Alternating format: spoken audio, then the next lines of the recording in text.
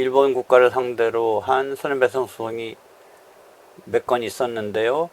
그 중에 한 건은 1심에서 일본 국가가 우리나라 재판권에 복종하지 않는다, 이런 국가 면제, 이런 이론 때문에 1심 재판부가 그걸 받아들여서 부적법 각하했습니다. 그런데 이제 이 부분에 대해서 의안부 피해자들이 항소를 해서 항소심에서는 국가 면제, 일본 정부에 대한 우리나라 법원의 재판이 일본 정부에 대해서 이제 작동할 건가에 대한 것에서 1심에서는 작동하지 않는다고 했지만 그 국가 면제 이론에서 2심은 이걸 부정하고, 그래서 우리가 재판할 수 있다 한 다음에 손해배상 청구를 인정하는 이런 사건에 있어서 우리가 많이 봐왔던 이용수 할머니, 이분들이 냈던 소송의 경과가 그렇습니다.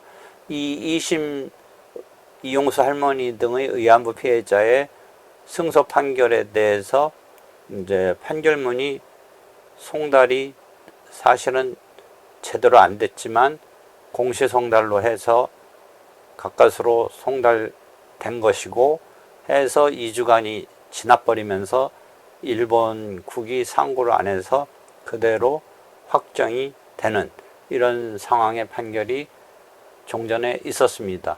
이 부분에 대한 확정 판결을 갖고 이제 집행을 해야 되는 문제가 이제 남게 되는데, 최근에 요거와 같은 류의 사건인데 이거에 앞서서 1차 의안부 피해자 손해배상 소송에서 1심에서 그대로 손해배상이 인정이 됐던, 좀 아까 말한 이용수 할머니 등의 손해배상 사건은 1심에서 국가면제 이론이 작동해서 부적법 각하됐다가 항소심에서 국가면제 이론이 받아들여지지 않아서 손해배상이 인정됐던 이런 사안이 좀 아까 말한 건데, 지금 최근에 뉴스에 나온 1차 손해배상 사건은 1심에서부터 손해배상이 인정이 됐던 상황인데, 그럼 최근 뉴스에 왜 나왔느냐, 뉴스가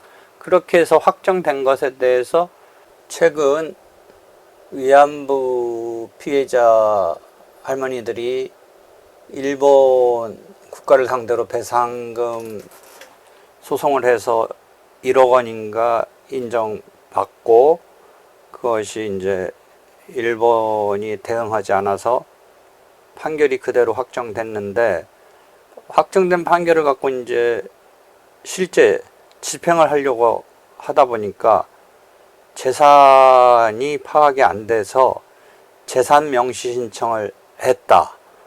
그런데 최근 뉴스에 그 의안부 피해자들의 재산 명시 신청이 각하된 데 대해서 그것이 항고를 한 것에 대해서 다시 항고가 기각됐다, 이런 뉴스가 나왔네요. 재산 명시 절차는 강제 집행을 이제 하려고 함에 있어서 채권자가 이제 금전 채무를 이행하지 않는 채무자에 대해서 집행을 하려고 하는데, 그 재산을 어떻게 지금 찾기 위해서 재산 명시를 요청해서 채무자가 재산 목록을 제출할 것을 법원에, 관할은 채무자의 보통 재판적이 있는 곳, 채무자를 의주로 해서 보통 재판적 있는 곳에 법원에, 지방법원에 신청하는 이런 제도를 말하는데, 이 제도는 법원이 채무자로 하여금 강제 집행의 대상이 되는 재산과 일정 기간 내에 그 재산의 처분 상황을 명시한 채무자에게 그 명시한 재산 목록을 제출하게 하는, 그 다음에 그 내용의 진실성에 관해서 선사하게 함으로써 그 재산 상태를 공개하는 절차를 말하는 것입니다.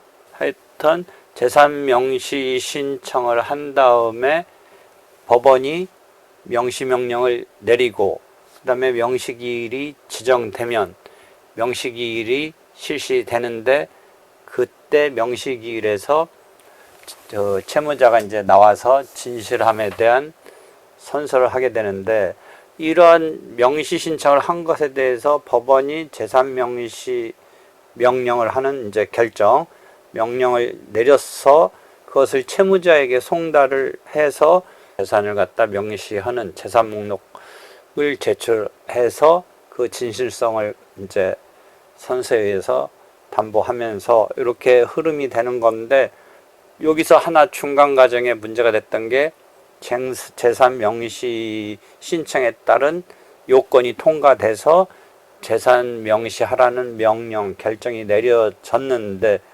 그 부분에 대해서 지금 하필이면 이 의안부 피해자분들이 상대로 했던 채무자가 일본국이기 때문에 이 부분에서 이제 재산을 명시하는 요 절차 제도를 신청해서 결정까지 내려졌는데, 그 결정이 일본국에 송달하는 와중에 일본국이 약간 회피한달까 이것에 대해서 부정적으로 반응을 하면서 이 송달이 제대로 안 된 거죠. 그래서 지금 그 최근 뉴스에 보니까 어떻게 되냐면, 손해배상 소송이 확정된 다음에 일본이 이것을 무시하고 있는 상황에서 확정돼 가지고 이 재산 명시 신청에 대한 재판은 이제 신청을 하면 일정한 요건이 충족되면 재산 명시 신청에 대해서 이제 명령을 내리죠. 결정인데 명령을 내린다. 근데 이 결정은 이제 채무자에게 송달을 해야 되는데, 이 채무자에게 송달해서 이제 채무자가 이 제대로 명시에 대해서 명령에 대해서 명시명령에 대해서 따르지 않으면 이제 여러 가지 이제 벌칙이 내려지기 때문에 송달이 일단은 필요한데, 이 송달은 62조 민사집행법 62조의 5항을 보면 공시송달에 의한 방법은 할 수 없게 됩니다.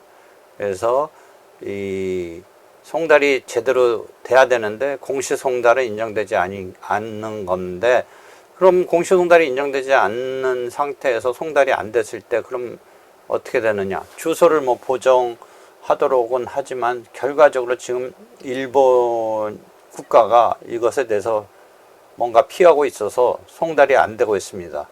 그러면 결국은 이 명령을 받았지만 보정을 더 할 수가 없기 때문에, 보정을 하라고 했지만 보정할 수 있는 방법이 없기 때문에 채권자 입장에서는 그럼 답답할 노릇이죠.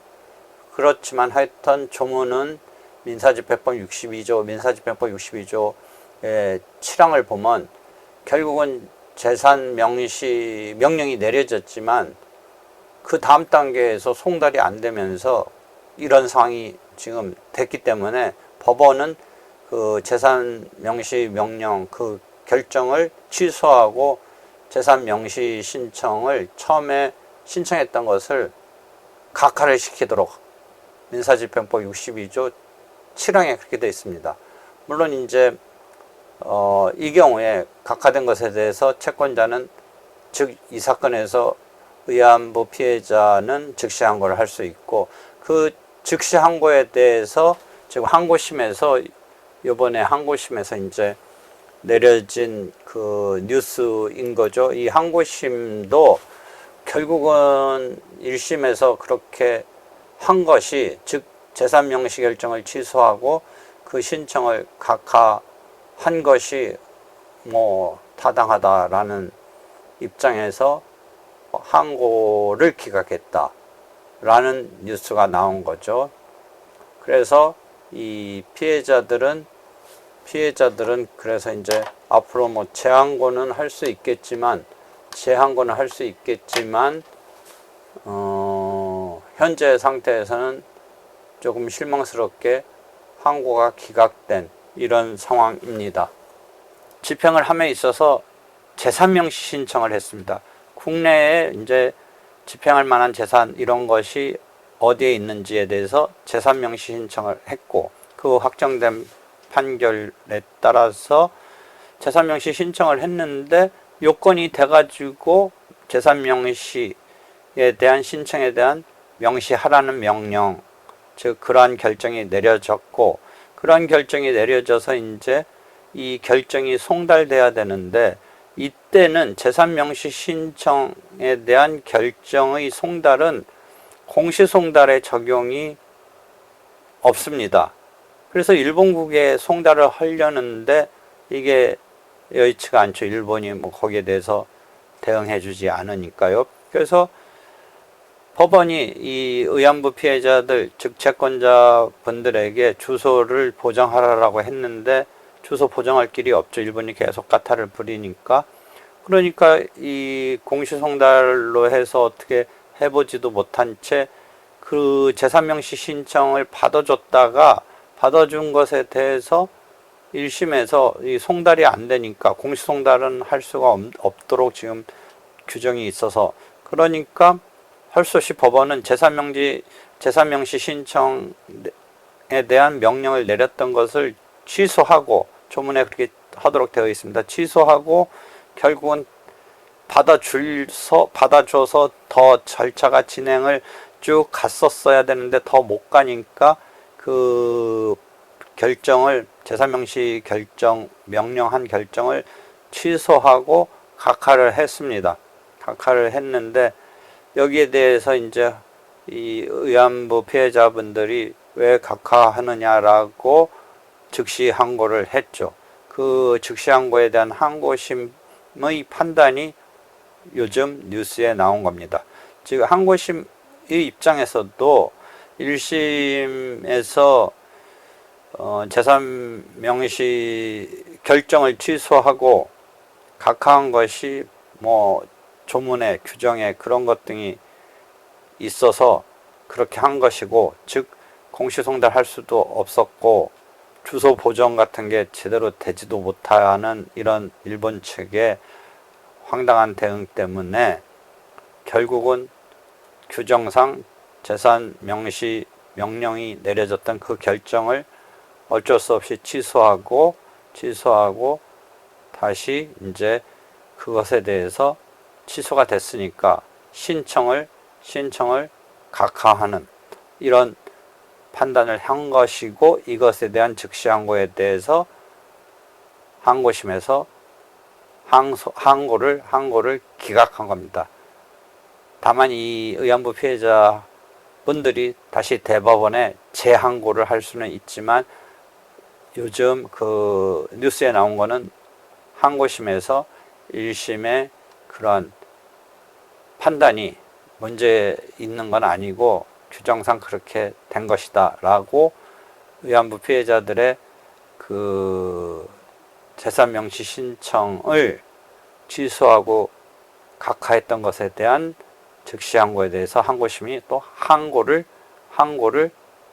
기각한, 받아주지 않은, 1심이 한 판단이 문제 없다라고 해서 항고를 기각한 판단이 이번 뉴스에 나온 것입니다. 의안부 피해자 분들이 몇 차례 일본 국가를 상대로 손해배상 청구 소송을 냈는데요. 손해배상 청구 소송을 냈는데, 우리가 매스컴에서 많이 봤던 이용수 할머니 등이 냈던 사건은 어떻게 전개됐냐면, 1심에서 일본 국가의 국가 면제 이론이, 즉 어떤 국가가 다른 국가의 재판권에 따르지 않는다, 이 국가 면제 이론이 있는데 그것이 거기에 의해서 적용돼서 1심에서는 부적법 각하시켰습니다. 손해배상 청구에 대해서. 그 부적법 각하에 대해서 의안부 피해자 분들, 할머니, 이용수 할머니 등이 항소를 해서 항소심에서는 국가 면제 이론을 적용할 것이 아니다라고 하고, 그 다음에 손해배상 부분에 대해서 인정을 하는 이런 판결이 내려졌고, 이 2심 항소심 판결에 대해서 일본국이 그냥 소극적으로 막 대응을 이렇게 적극적으로 하지 아니한 채, 그래서 송달을 했는데 송달이 여의치 않았죠. 그래서 판결 절차에서 공시송달로 가서 2주간이 지나면서 결국은 그대로 확정이 됐죠. 2심이 그대로 확정됐죠. 그래서 그 손해배상 사건은 그렇게 지금 확정된 채 있고, 이 손해배상 청구 사건에 앞서 1차적으로 의안부 피해자분들이 또 냈던 사건은 손해배상 그 자체가 1심에서 그대로 인정이 됐습니다. 1심에서 인정됐는데 문제는 집행을 하려고 하니까, 일본이 계속 소극적이니까 이제 집행을 하려는데 국내에 우리나라에 재산이 있는지를 알아보기 위해서 재산 명시 신청을 했고, 그 재산 명시 신청이 받아들여졌고, 이 재산 명시 신청이 받아들여진 재산 명시하라는 명령의 결정에 대해서는 송달이 돼야 되는 상태에서 일본이 뭔가 대응에 대해서 상황을 어렵게 만드니까 송달을 해야 되는데 그게 어려웠죠. 그래서 공시송달 같은 거를 하는 방법을 여기서 어떻게 되냐면, 재산명시 절차에서는 공시송달이라는 것을 이용할 수가 없습니다. 그래서 법원이 재산 명시하라라는 결정까지 내려졌지만 이게 송달이 안 되니까 이 채권자인 피해자, 의안부 피해자 할머니에게 주소를 좀 보정하라라고 했는데, 할머니들, 피해자들 분은 뭐 더 이상 어떻게 할 수가 없지요.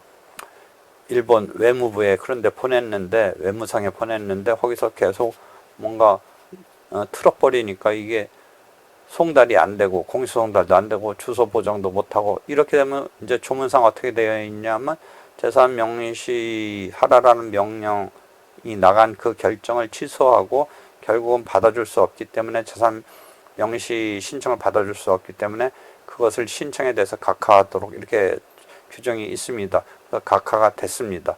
그러니까 이 의안부 피해자들이 이 각하된 것에 대해서 즉시 항고를 했죠. 그래서 항고심에서의 판단이 최근에 뉴스에 나온 겁니다. 즉 항고심의 판단은 1심 판단이 문제 있는 건 아니다라고 하면서 항고를 기각했죠. 즉 처음에 재산 명시 명령, 즉 그 결정이 나간 거, 요건에 따라서 나갔겠죠. 그런데 송달이 공시송달이 안 되면서 엉켜버렸죠. 그러니까 재산 명시 결정 그 자체를 취소하고 각하할 수밖에 없다. 재산 명시 신청에 대해서 각하할 수밖에 없다라는 1심 판단. 이것에 대해서 채권자인 의안부 피해자들이 즉시 항고를 했고, 항고심에서는 1심이 문제 있게 지금 판단한 건 아니니까, 그 자체는 문제 있는 판단은 아니니까 즉시 항고에 대한 항고를 기각했다, 이런 뉴스가 나온 거죠.